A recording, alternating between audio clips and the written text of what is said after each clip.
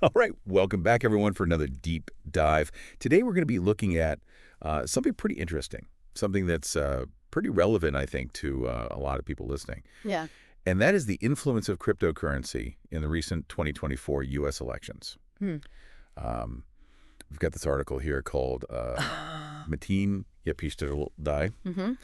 And basically, this whole deep dive is going to be trying to figure out, how much influence did the crypto sector really have? Right. And, what does that mean going forward? Yeah, I mean, I think that's the big question, right? Yeah. Like, everybody's kind of wondering, okay, so crypto obviously had some influence, we know that. Right. But to what extent? Well, I mean, one of the things that this article really highlights right off the bat is that the crypto industry gave a lot of money to both Democrat and Republican candidates Absolutely. in the 2024 elections. Yeah. And they were specifically supporting these candidates who would be, quote unquote, pro-crypto. Right, right. So, I mean, like, anyone who is going to...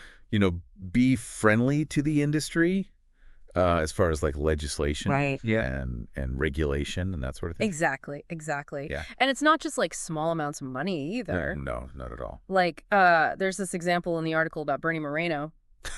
Oh, right. In the Ohio Senate race. He outspent his opponent by over $40 million. Wow. And a lot of that money came from these pro-crypto PACs. Yeah. I mean, those PACs, that's political action committees, right? Yeah. And they're basically...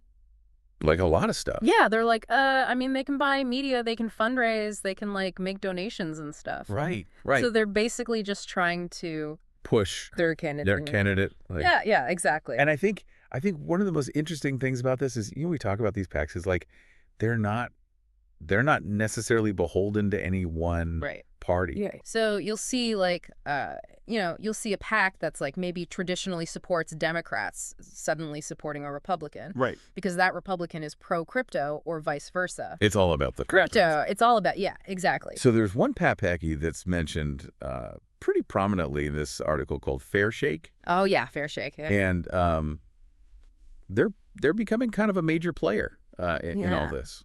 Yeah, it seems like they're really kind of stepping up and putting their money where their mouth is, so to speak. Yeah, and they're specifically backing a lot of these candidates that support these crypto-friendly legislation, like, for instance, Senator Alyssa Slotkin from Michigan. Right. Yeah, she was a big recipient of Fair Shake's support. Yeah.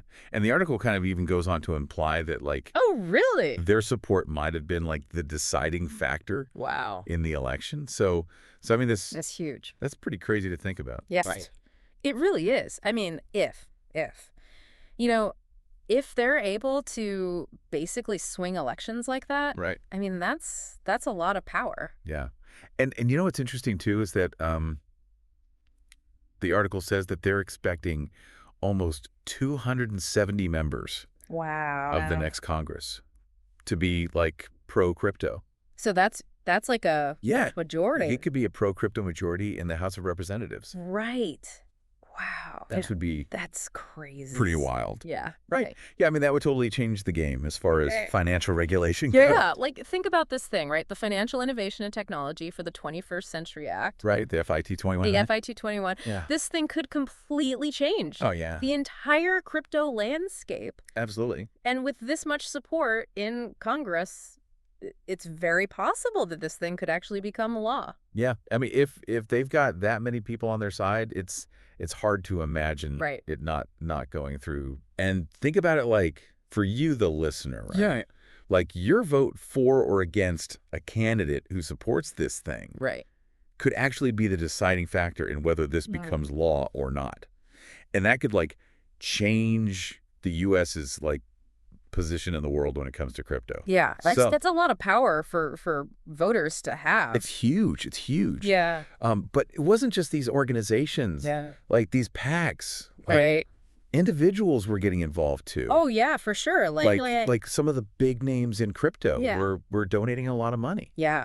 Like Chris Larson, for instance. The Ripple co-founder. Yeah. He made a ton of contributions. Yeah. We're talking thousands of individual donations. Thousands, wow. Like just to Maryland Senator Angela Alsobrooks. He Uh-huh. made 6,600 donations To one person. to one person. Wow, that's wild. And then on top of that, he put like $10 million? Through Fairshake to support Alyssa Slotkin in Michigan. So this wasn't just like, oh, I'm going to give a little bit of money here and there. Right. Like, he was really serious about trying to influence. Yeah, he was going all in on this. Yeah. So after this deep dive, I mean, what have we really kind of learned here? Well, I mean, I think the big takeaway is that the crypto world is really starting to make their presence known Right. in Washington. Yeah. And, it's a new era of political influence. For sure. And it'll be really interesting to see how this impacts financial regulations going forward. Yeah, absolutely. I mean, not just in the U.S., but potentially worldwide, right? Exactly. And that's kind of the big question for you, the listener. What does this mean for the future of financial regulation and for your own investments? I think this whole thing raises some pretty serious questions. And hopefully this deep dive has given you something to think about. So thanks for tuning in, and we'll see you next time.